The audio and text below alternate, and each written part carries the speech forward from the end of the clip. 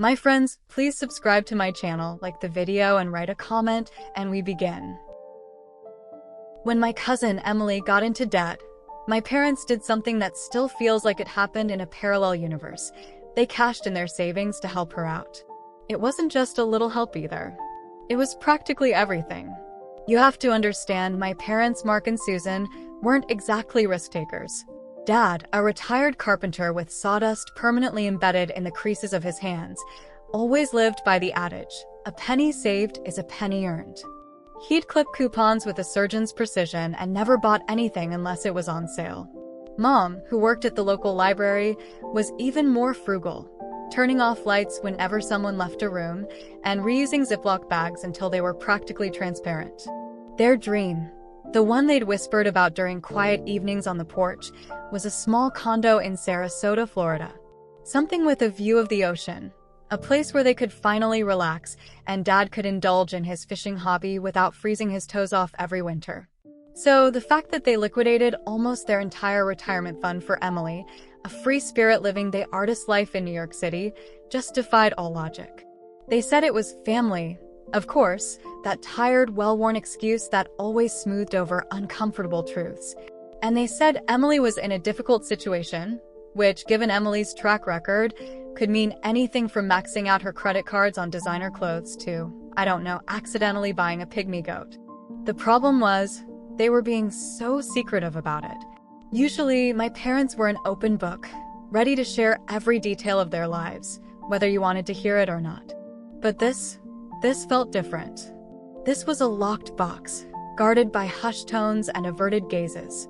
All I knew was that Emily, who was supposedly thriving with some sort of freelance graphic design job, suddenly needed an obscene amount of money, enough to make my dad's face turn ashen and Mom's eyes well up with unshed tears.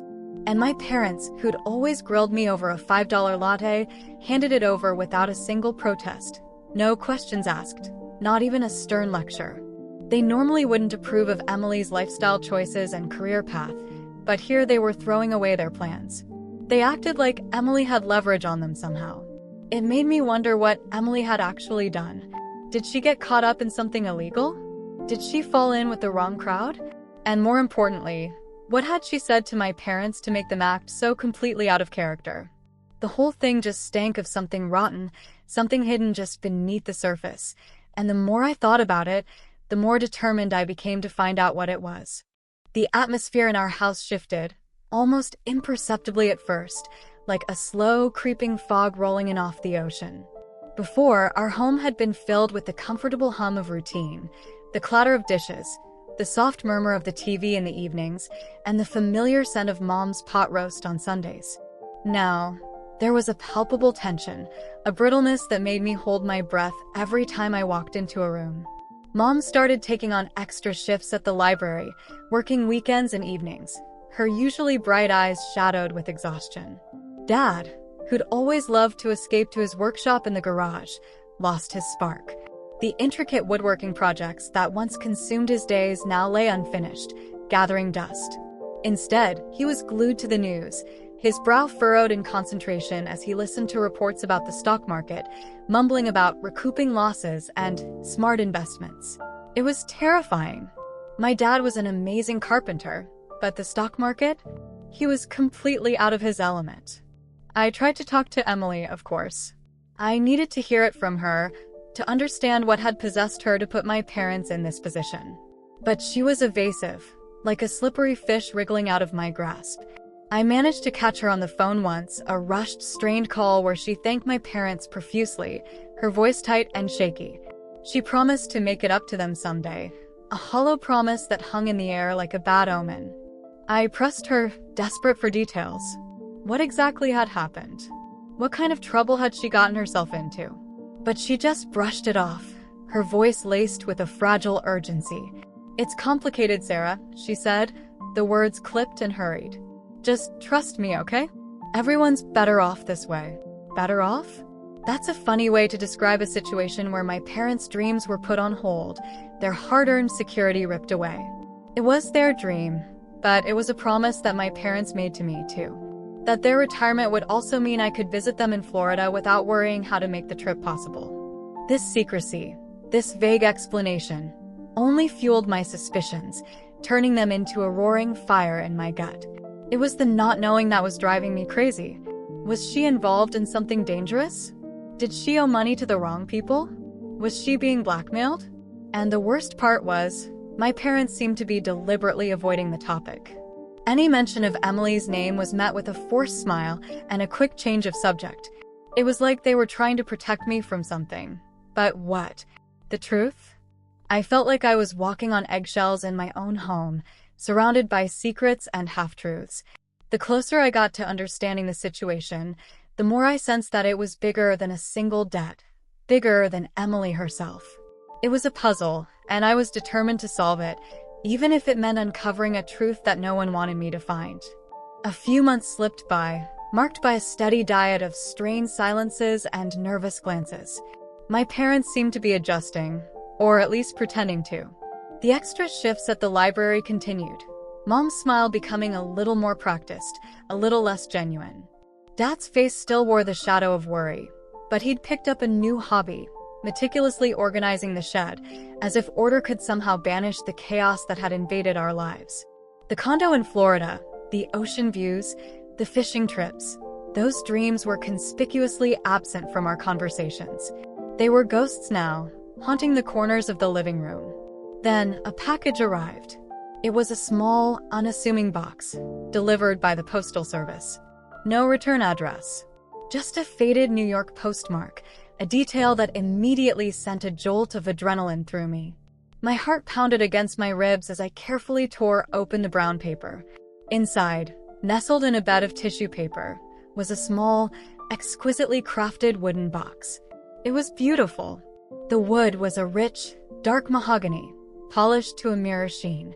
Delicate silver filigree, intricately carved, adorned the edges, forming swirling patterns that seemed to shift in the light.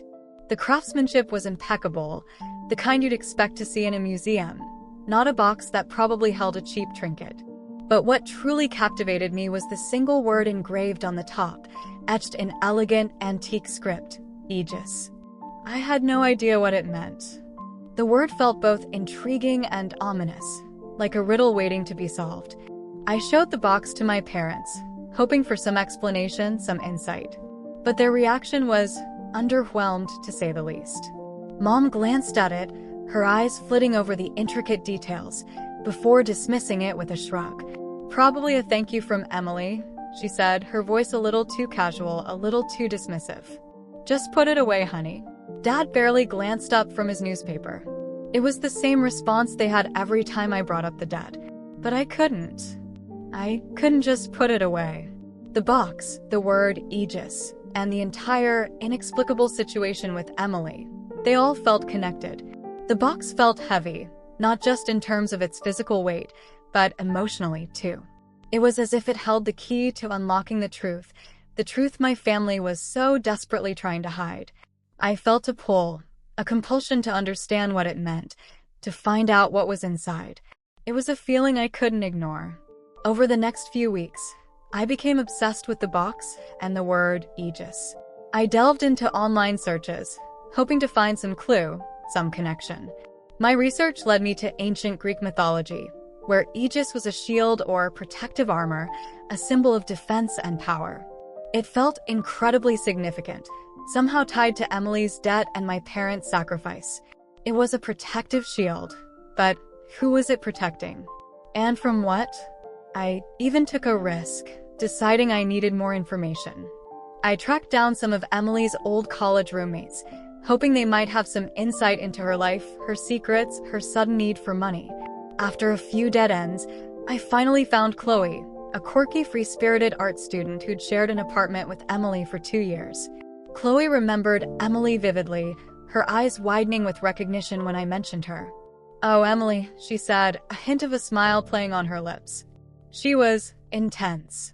Chloe told me that Emily had always been fascinated by old things, antique shops, and obscure historical artifacts.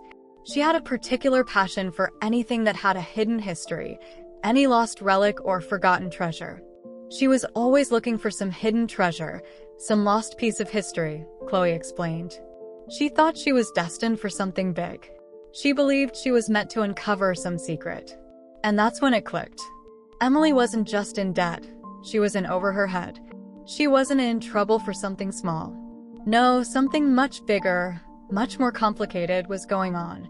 And the aegis, the shield, the protection, it suddenly made perfect sense.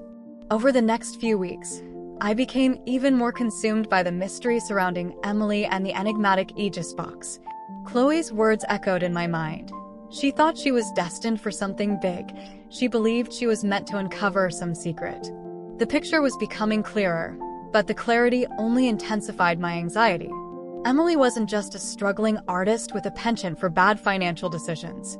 She was an explorer, a seeker of lost things, and she'd apparently stumbled upon something that had put her, and now, indirectly, my parents, in danger. The weight of that realization was crushing. I spent hours poring over Emily's social media, looking for clues, anything that might hint at what she was involved in. Her Instagram, usually a vibrant collage of art exhibits and trendy cafes, had become strangely generic, filled with bland stock photos and recycled posts. Her Facebook was even worse, a desert of generic greetings and meaningless shares. It was as if she'd scrubbed her online presence, erasing any trace of her real life, her true interests. This alone was a clear indication that she was in hiding, that she was actively trying to conceal something. I revisited my research on Aegis, delving deeper into the mythological connections. I learned that the Aegis wasn't just a shield. It was often associated with Zeus and Athena, symbols of power and protection. It wasn't just physical protection, but also spiritual and intellectual defense. It dawned on me that Emily wasn't just seeking a hidden artifact. She was guarding a secret so powerful that it required a shield. Driven by a desperate need to know more, I expanded my search beyond Emily's college friends. I started digging into her freelance design work, trying to find out what kinds of projects she'd been working on. I managed to track down a few of her previous clients, but they were all evasive, offering vague descriptions of mundane projects, brochures for local businesses, websites for obscure nonprofits. It felt like they were reading from a script, carefully avoiding any mention of anything remotely sensitive or unusual. One name, however, kept cropping up in Emily's online records, a mysterious art collector named Mr. Silas Blackwood. He seemed to be Emily's biggest client, paying exorbitant sums for her services. He had no web presence and no apparent business online. Blackwood was a ghost. The deeper I dug, the more convinced I became that he was somehow connected to Emily's situation. I was increasingly convinced that Emily had uncovered something significant and dangerous. The debt wasn't just about money. It was about silence. It was about protecting a secret. And whatever that secret was, it was powerful enough to force my parents to sacrifice their dreams, to push Emily into hiding, and to turn my life upside down. I knew I couldn't stand by and watch anymore. I needed to confront the truth, no matter how terrifying it might be. I didn't know exactly what my next move would be, but whatever it was, I knew I needed to take it. This was bigger than Emily, bigger than my parents. This was something that threatened the very fabric of my family, and I was the only one who could stop it. Finally, the mounting pressure, the constant gnawing unease, the suffocating silence, it all became unbearable. I couldn't sleep, couldn't eat, could barely function. The Aegis box, sitting on my nightstand, felt like a burning coal, a constant reminder of the mystery and the danger lurking beneath the surface. I had to know. I had to understand. I had to find Emily and get answers, no matter the cost. Driven by a surge of adrenaline and a desperate need to reclaim control, I made a decision. I booked a one-way flight to New York. No goodbyes, no elaborate plans. Just a gut feeling, a belief that I had to follow this path, no matter where it led. I arrived in the city the next morning. The bustling streets and towering skyscrapers, a stark contrast to the quiet suburban life I'd left behind. The address I'd found, scrawled on a small piece of paper tucked inside the Aegis box, led me to a narrow, cobblestone street in Greenwich Village, a historic enclave of bohemian charm. The address itself led me to an antique shop, its windows filled with dusty artifacts and forgotten treasures. The shop, Blackwood Antiquities, had a sense of age about it. The exterior was a mix of wrought iron and dark wood, The glass of the window was thick and distorted. The smell of old paper, incense, and dust filled the air as I stepped inside. An elderly man, his face etched with the wisdom of 1,000 secrets, sat behind the counter, his piercing blue eyes seemingly seeing right through me. He wore a tweed jacket with leather elbow patches and a faint aroma of pipe tobacco. I showed him the key, the tarnished silver key that had been nestled inside the Aegis box. The moment he saw it, a slow smile spread across his face, a knowing expression that sent a shiver down my spine. He examined the key with a practiced eye, turning it over in his wrinkled hands. He said, his voice raspy with age. "So the family is finally ready." He explained that the key opened a hidden vault, a secret chamber beneath the shop.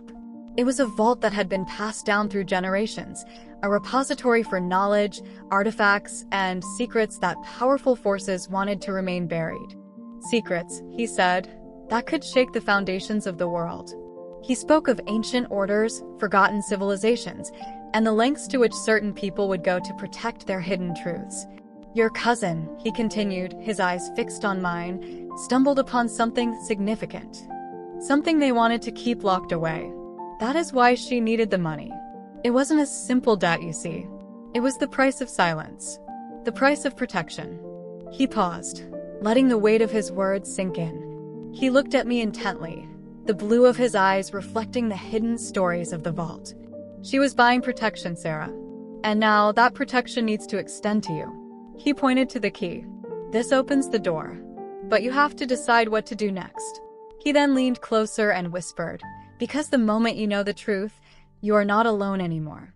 As I turned and looked at the key, ready to open the vault, a cold hand touched my shoulder, and a voice, familiar and yet foreign, whispered, "Sarah, it's time to go home." As I spun around, I saw Emily and two large men that looked as though they could easily move me out of the way. A moment later, I found myself on a private jet, headed back home with my cousin. I never got the chance to open the vault, but in the days that followed, I found out what Emily had been involved in and the sacrifices that my parents had made. But that's another story entirely.